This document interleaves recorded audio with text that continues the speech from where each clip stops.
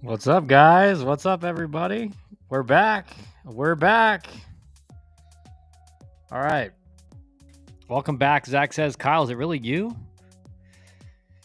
Greetings from Omaha. Buck, how is it? How is it out there in Omaha? Remember when I asked if Coastal Carolina has enough to win another national championship? We have an answer to that question. Yes, we do. Coastal's legit. Seeing Coastal up close last night was impressive. They clearly want a certain type of player who takes great at bats. Well, Dusty says. Every guy works deep counts, and they have 2 times the foul balls of any other team. Yeah, it's crazy. It's almost like you have guys that have put up professional at bats. Like that's a winning culture. Hope everyone had a great Father's Day. Having a mid-major number 1 in RPI is awesome. That's true. And not one guy in the lineup over 6 foot. Kyle went on sabbatical. Kyle ghosted the stream. Dusty, you need to host then. He won't do it. I'm so impressed with that Coastal coach, rising star in college baseball. 100%, man. 100%. To do what he's done first year there, obviously he learned under Gilmore, was under Gilmore for a while, but a long time. But what Coastal's done, there's no doubt. 25 game winning streak. They haven't lost a game in 2.5 months, whatever it is. Crazy. No, they've just been lights out. And then obviously, guys, with the stream, like I told you guys, this summer, it's not going to be as consistent because I do have, there's tournaments going on I got to be at. I was out of town in Ohio for a couple days earlier in the last week. And then I was just kind of just not feeling good. I couldn't do some of the late night streams, but I'll be doing, obviously we still have games going on, so I'll be doing those again. Just stuffed up, can't breathe. One of those, just I just need to get sleep. But I'm excited to talk to everybody again because it's been a while. First dunking on Sully and then reeling off 25 straight. He's feeling good right now. Yeah, he feels pretty good about himself. And he should. Again, with what Coastal's done. Just making it to the College World Series, generally speaking, is incredibly difficult. And so to do that in your first year, but then win your first 2 games of the College World Series and put yourself in prime position to be a national champion, about as good as it can go. I don't know how else to say it. Kyle, my son spent last summer with the Warhawks. Slush is the best. Cap. I didn't know much about the Warhawks, right? I knew who they were. I knew about the organization. I'd heard of them. Going up there and experiencing it, I was so sold on it by the end of my couple days up there. All his former players love him. What they do with guys not having to pay a dime, just insane. I don't know of any other organization that does that. I'm sure there are some, but to have the resume that they have over the last 35 years and just the experience those guys get living up there, having to be an adult, take care of your laundry, keep the place they live at clean. The facility they got for, if you want to develop this summer and play really good baseball, I don't know where else you can go. They literally walk out of the house they all live in. There's 2 turfed cages. There's 2 turfed pitching mound. There's a pitching area with 2 mounds and backstop everything. And then there's a ground ball area too. And it's an awesome place. It's awesome. And then they go practice every day. You talk about develop, but also play big time travel baseball. I loved it up there. That's the only thing I could say. I loved it. Great video on the Warhawks. Yeah, man, it was fun, dude. I told Slush, I was like, man, you ever want me to come back up here again? Just let me know. And he actually wants me to help. He actually wants me to help coach his team in Jupiter this year. I told him I can't give him an answer on it yet. Warhawks is the 4th best program in Ohio, unfortunately. Dusty, that's a good way to get banned from Ohio Warhawks right there, to say something that incredible. But you're a Cincy Flames guy, so I understand why you'd say something like that. I understand it. You saw the kid I sent you a few months ago, Donovan Ferry, who is committed to FSU. What about him, Canes?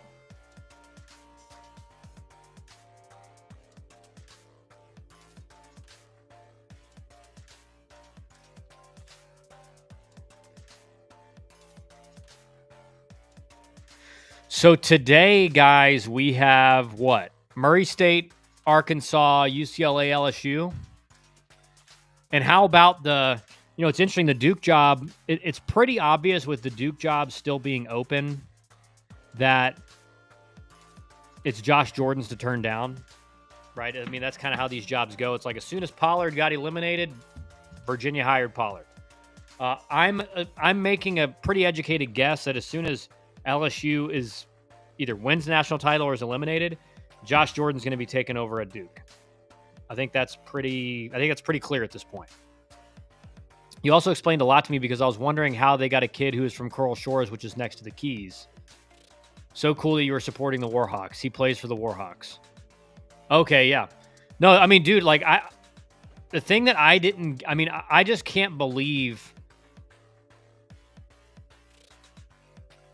Canes is officially recruiting one of my disciples on Twitter, trying to get him to the U. What else is new? That's what Canes does, man. No, the Ohio Warhawks, to me, I mean, I just don't. What I love about it is the kids don't pay for a thing. And what that allows them to do as an organization is they can say, listen, you got bad work ethic, bad attitude, you're not coachable, disrespectful. They'll send you home. Because it's not like mom and dad have forked over a few $1,000s or whatever it is to play on the team. They don't pay anything. And again, like I told guys when I left, I'm like, man, like if this is how this organization's run 14 years from now, 13 years from now, and with my sons, they're going to be playing up there. Because that's just, I mean, that's part of going to school is growing up as well as in college, being on your own. And, when no one's there telling you, hey, maybe you want to go get some extra work in, or you want to, Monday on your day off, you want to go get some work in still. There's no one there to tell you to do that.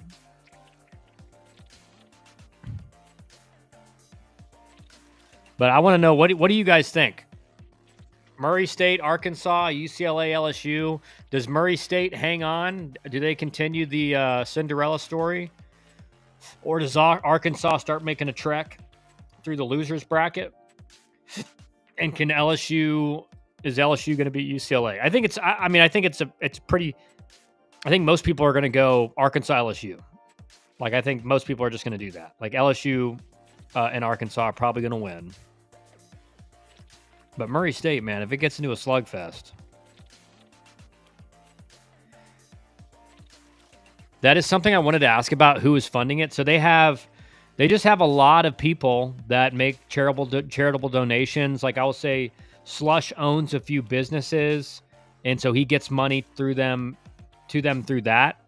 But like I mean, they just raise a bunch of money. And that all goes to the players, like it all. And they had a banquet dinner there the first night I was there, and a bunch of people from just around Springfield, Dayton, Ohio, were there, and they're just talking about like, man, all this guy does is give. Like all he does, he's just generous. Like all he cares about is the Ohio Warhawks, the players, and the people around him. And it's true. I like UCLA, but LSU is looking so good. Yeah, for sure. And Kyle, after your last live stream, which was during the Junior Nationals, where did you travel to and what did you see during that time span? So, I mean, I was up in Ohio for 3 days, got back, and that was right before the weekend. And so I'll be out at some tournaments this weekend, but I wasn't at any tournaments last week. But I was at, the MPI prep baseball, saw some pretty serious arms in the 26 class. Let's see who else here. Murray State has serious fan representation here. Most of the locals have adopted them. I'm assuming it costs around $500 to $1 million to house these kids for 40 days. I don't know. I mean, they have a chef that's cooking them stuff. I mean, they get them all gym memberships. I think there's a Planet Fitness close by.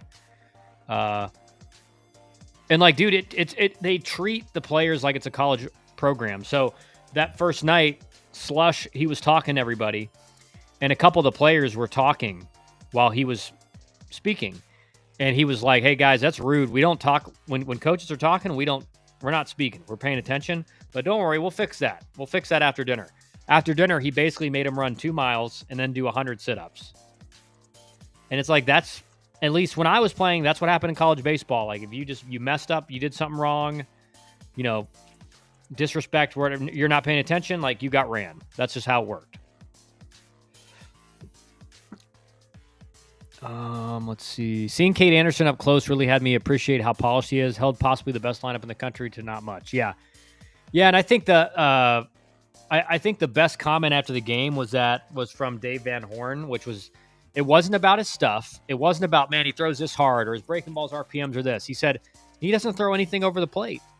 Like he doesn't make a pitch over the middle of the plate. It's either fringe part of the zone, outer thirds, bottom, top, or if he misses, it's even further off. It's further in, it's further up, it's further down. He just does not miss over the middle of the plate. It's funny how that works. Did anyone stand out to you at the junior nationals and the sophomore nationals that is your client or not your client? I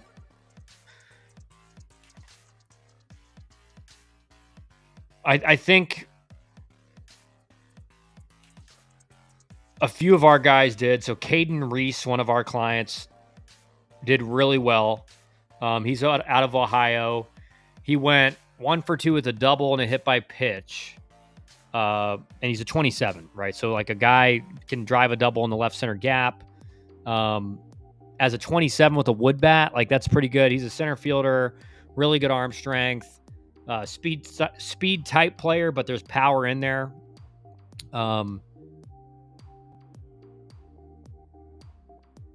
So that could be that's an interesting one. Another guy who did really good at 26, Jacob Brown, has made a lot of noise recently with a lot of teams. Prep Baseball Georgia had a lot of good kids there, 100%. Hearing Cade Brown headed to Tech. Really, Barks? That's what you're hearing? Danny, what's up, Danny? Thoughts on JJ's name getting floated for Duke head coach? Seems like a lateral move at best. Would have to start recruiting an entirely different athlete, probably using for leverage with LSU, I'd guess. I honestly think, Burke, he's probably going to take the job. I think Josh Jordan really wants to be a head coach. Obviously, he was part of him and Pollard building up Duke into what it is now. Like that was him and Chris Pollard building that thing up. He's one of the best recruiters in the country. Like anybody will tell you that. He's out everywhere. He's one of the guys you will see everywhere this summer when LSU's out, whether he's still with LSU or if he's with Duke. Could he be using it for leverage with LSU? 100%. But if you're looking to get a head coach job, if you're offered an ACC job, is Duke going to be a lot of work, like Dusty says in 26? 100%, because now all the Duke players are transferring to Virginia. 100%. But if he gets like a 5-year deal at Duke, I think Josh Jordan's going to take it. So there's that. Did the Ohio Warhawks guy talk to you about what he's hearing about recruiting and what he is advising the kids on if they should go Power 4 mid-major / JUCO?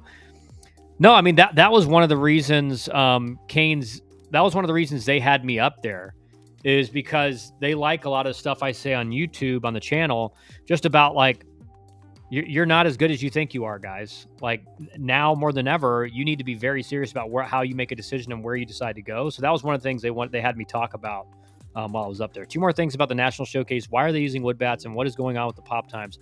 There's no way these times can be real. Dude, if you watch the videos, they all throw from like in front of home plate. So they're gaining 5 or 6 feet that they normally wouldn't in a game scenario. So if you just add that extra 5 or 6 feet of travel time to their times, they're more legit. So like guys who are popping like 175s, they're probably like 195s in the game, maybe 189s in the game. Nothing crazy, but really good. But like these guys are doing like low 17s. Like they're not legit. Longtime Twin Scout mentioned at East Cobb yesterday. Overheard it. Okay. Yeah, I know they've had some guys in there, so that'd be interesting to see. The fact that they haven't named a head coach yet tells me it's Josh Jordan. Otherwise, they can't and wouldn't wait. Portal's ticking too, 100%. And I was just saying that I was talking to a coach earlier before the stream, and we were talking about it. 1 second, guys. I got to mute myself. I have a call. I have to.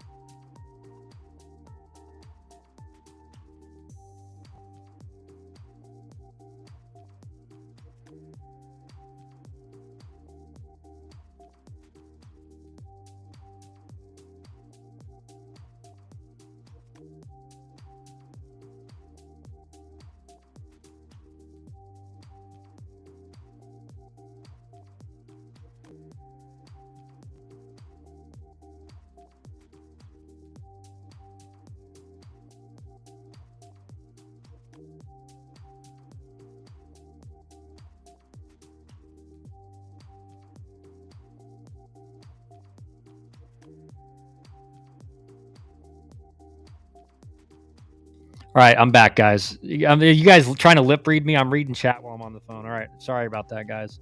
I know Zach said make it quick. We've been waiting. Okay, so back to what you guys were saying. I never had to ask you. Were you surprised Pollard left Duke for Virginia? Not at all. I do think, again, like I just think, like Virginia's facilities way better. Like that program in general, way more prestigious in baseball. I do think Duke could have kept Pollard if he was going to get a pay raise and they had some concrete guarantees in facility upgrades, and they need big ones. So I think at the end of the day, Pollard just thought, that even if we do get facility upgrades, that's going to take a couple years. And, at that point you get upgrades to maybe get close to on par, and then everyone else starts upgrading again. So I think at Virginia, you don't need facility upgrades. I mean, they're a top of the line facilities program right now. So I just think it made too much sense. Big pay raise, all that stuff. Are you surprised that JJ would leave LSU for Duke? No, I'm not, because I think at some point, and we've talked about this, guys, like there are the assistant coaches that start kind of like they've been a really good assistant coach for years. And the question is, like, do they want to take a head job or not? And like Josh Jordan, what he's done at LSU, he could be there forever, right? So there's safety there. He's being very well compensated at LSU. But if your dream is to be a head coach, at some point you can't just miss an opportunity if you're going to get one, because it may not come around again, right? That's just the reality. So I'm not surprised at all that Josh Jordan would be interested at all in the Duke job. I mean, he's got the lay of the land there. He helped build it into what it is. It's just I think it's just too much it makes too much sense for him right now. Make it quick. We've been yeah. Zach, I actually think it's more interesting than it seems on paper. Yes, UVA is elite job, but is that only because Brian O'Connor was there for 20 plus years? I think Pollard will do a good job, but it's definitely a testament to Brian O'Connor. Yeah. And I do think Virginia will be better next year now because all of Duke's players are transferring to Virginia. And this is kind of what you're seeing now is if you don't hire a head coach at a good program, like it's going to be a tough first year because you're going to lose a lot of guys to the portal. And I think Dusty brings up a good point. Like everyone looks at Virginia as, man, that's like an amazing job. But without Brian O'Connor there, what's it going to look like? Is Virginia going to be a national contender every year still? Are they going to be like a really good ACC team still? Probably, but we won't know until it gets to that point.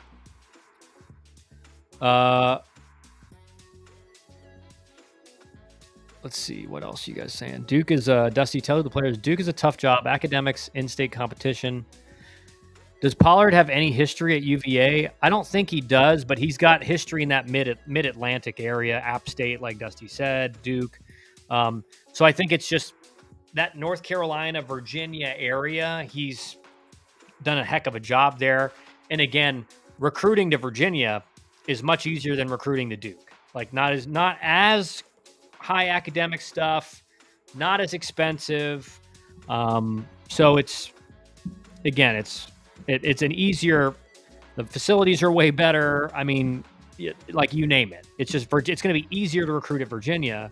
The question is with how the landscape of college baseball is changing, does Virginia remain a top tier program in college baseball?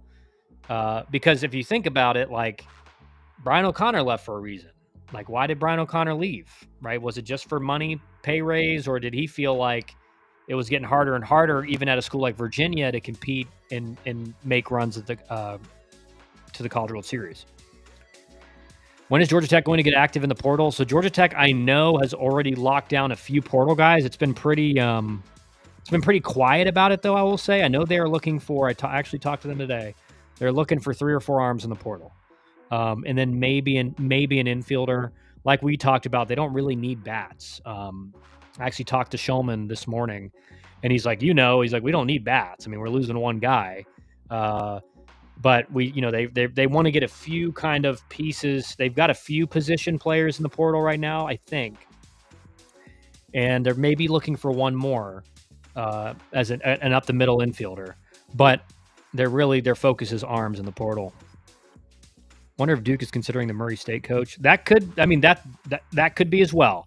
I do think Josh Jordan would be the first candidate because, again, he has experience recruiting at Duke. That cannot be understated.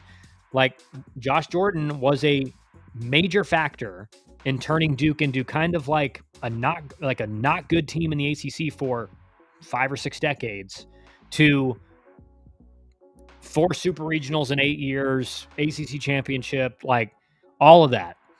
So, like, Josh Jordan's experience at Duke would be nice if these things start on time. Shut up, Dusty.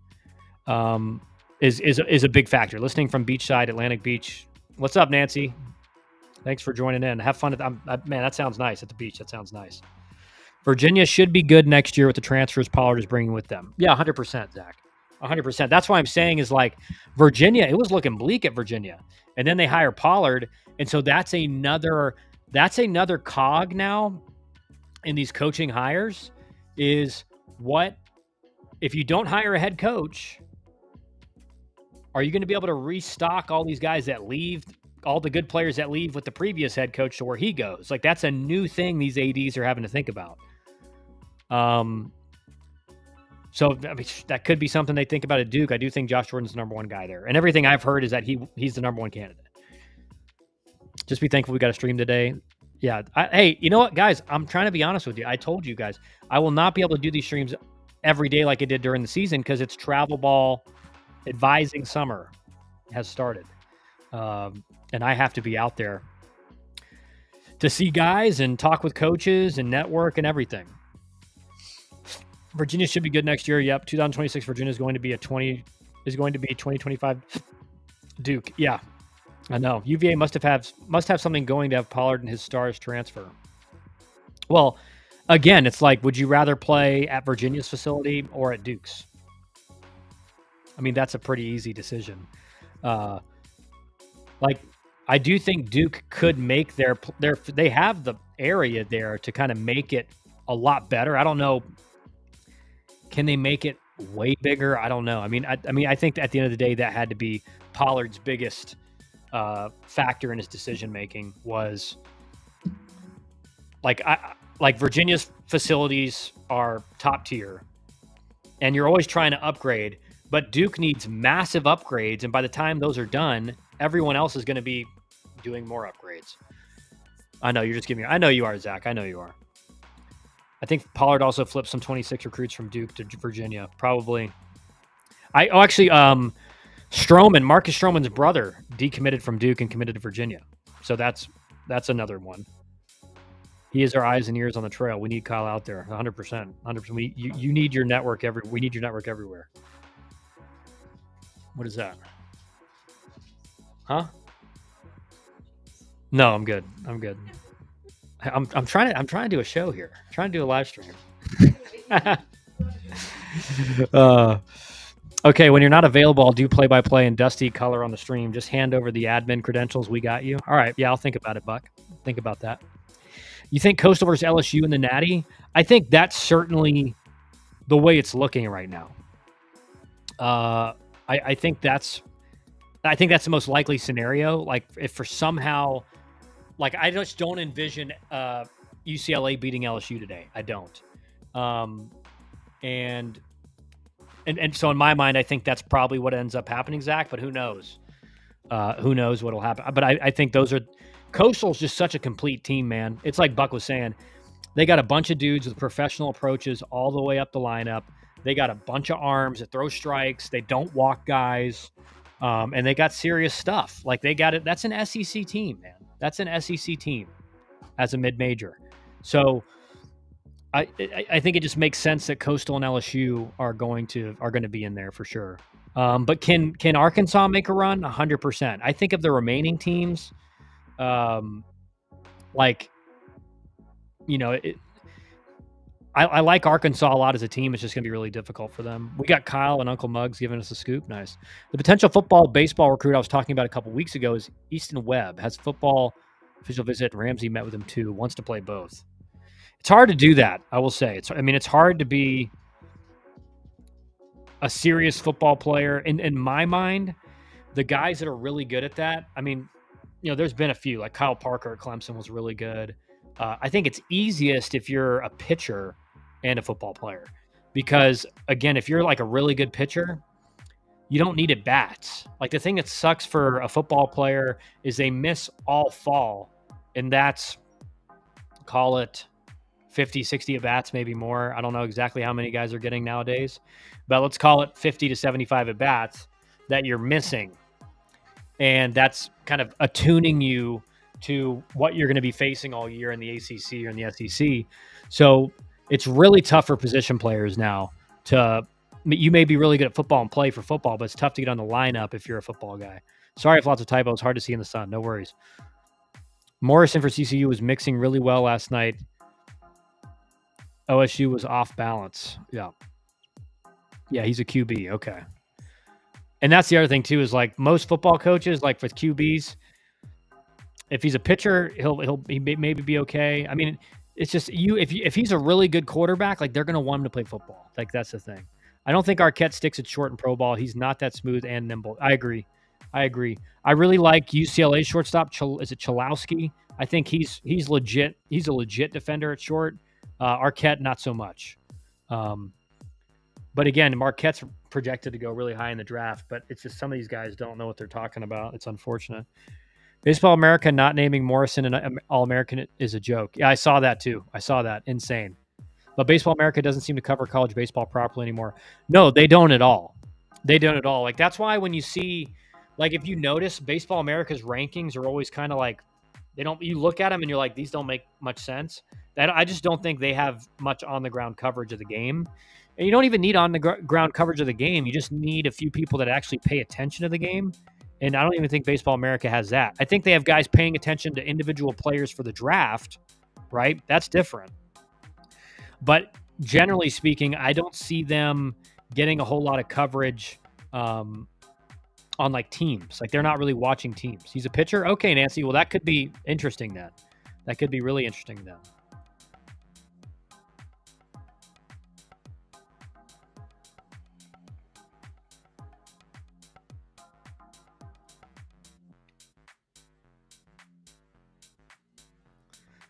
Looks like Pat Hallmark from UTSA is, according to Kendall Rogers, has emerged as one of the leading candidates for the Aztec San Diego State head coach job.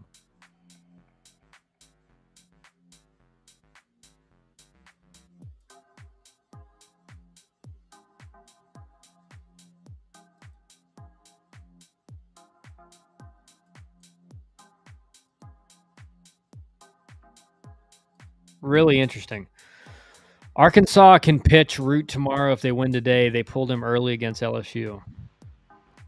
Murray, Arkansas is live. Nice. I got to see if my...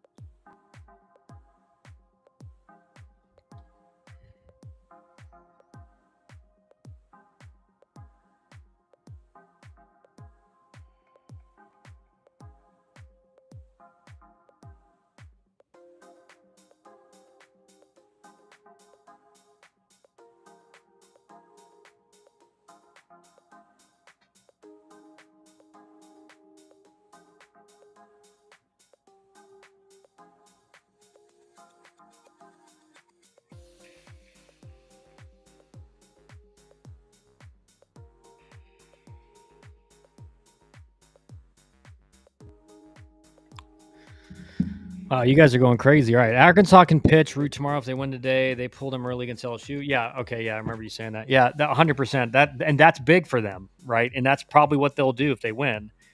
They just got to, can Murray State unleash a lot of runs like they did all the way up to the World Series? Wow. Support must be terrible at UTSA to leave for San Diego State. I agree. I can't imagine. I'm sitting there thinking the same thing, Zach. I'm like, man, can you imagine doing that at a program? And then basically, if he's a front runner, that means like he's interested in the job, you know? So UTSA must not be willing to do stuff. Having Ravitch and Eduardo Perez and Wexelman doing fluff pieces for these games is punishment. I agree, Burke. I like Eduardo. I like Ravitch. I just don't like that they don't cover the college game all year and then they come in. You know, just let the guys who cover college baseball all year do that stuff. At least Wexelman does. I don't like a lot of the ways she does it announcing. I just don't. Nothing against her. I mean, I just don't kind of like a lot of the things she talks about and brings up. And again, I kind of want someone in the booth that has an idea of what they're looking at. Ravitch and Perez don't call college baseball all year. They just show up for Omaha. Yeah, I agree. And listen, I like Eduardo Perez and I like Carl Ravitch. I think they're both really good. But I don't know why they have to do the College World Series. Like, there's plenty of really good announcers that could do it, but they don't want to. They don't want to bring us in. Get Easton Webb to one Nancy Pie cookout. He's committing on the spot. Yeah, for sure. For sure. Nancy's slacking off at the beach. She should be trying to get these guys committed. Unbelievable, Nancy. Unbelievable.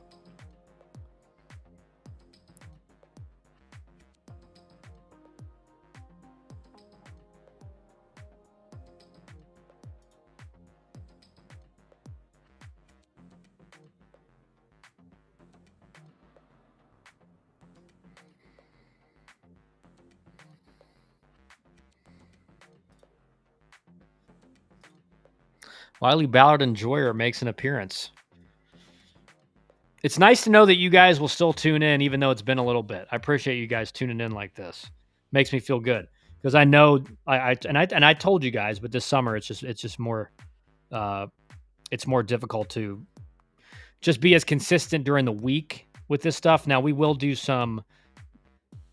probably do a night stream tonight with what is it, LSU and UCLA. So we'll do that. But I've also, part of the reason this past weekend I couldn't do it because I've had this head cold, and it's like 9:00 and I'm like dying. Nancy can recruit from 1 week at the beach better than most can in a year face to face. It's probably true. Probably true.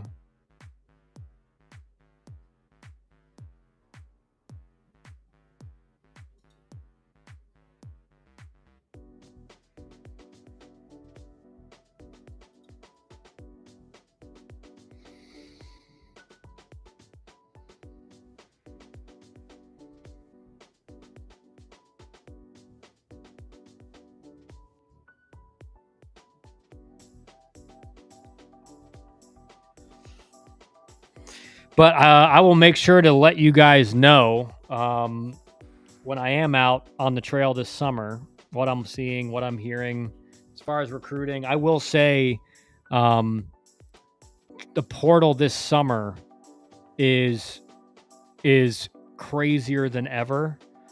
And JUCO guys are being kind of looked at a little bit less than guys in the portal.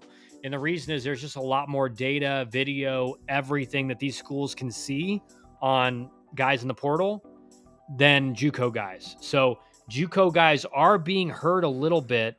They're not being as recruited as much by most programs than if you're a 4-year portal guy or whatever. There's just way more data, video out there for schools to be able to evaluate them on. And I will say, if you're a kid watching or you're a parent of a kid who's maybe in the portal or whatever, you got to play summer ball. Like, these guys want to get out and see you play. They're traveling all over the country to see guys. If you're not playing summer ball because you think, well, I put up good enough numbers, That is not the case. That is not enough.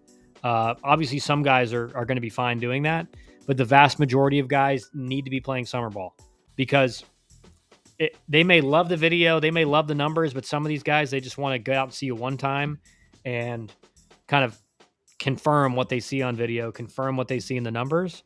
And if you're not out there, they can't see you, and they may go with the guy that they have the ability to see.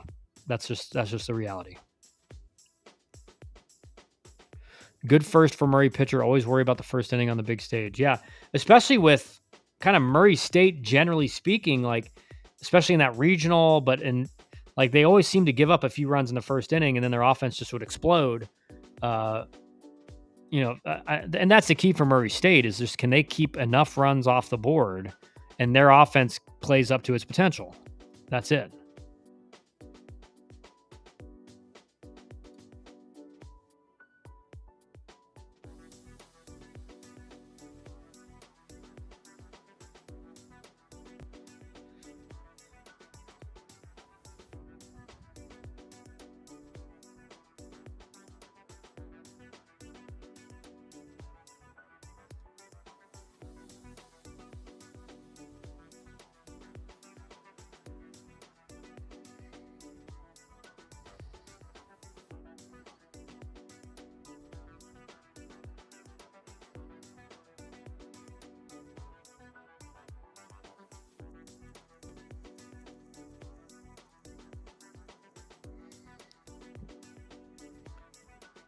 All right, guys, that is going to be it for me today because I do have a few things I got to do. I got a call coming up in 6 minutes. But I'm going to do, again, I will do these streams around 1 o'clock every time that I can for the rest of the summer. Obviously, we'll, with fall and everything. And then we'll do some night streams with these games coming up as well. But thanks for joining today and making sure I'm still alive. And I appreciate all you guys tuning back in and showing the support. Like I said, like you guys are the reason I do this. I love talking baseball with you guys. But thanks for tuning in, and we'll be back probably. I think tomorrow we'll have a stream, and then like I said, anytime I can, we'll be doing these still. All right, so just be on the lookout. All right, guys, have a good rest.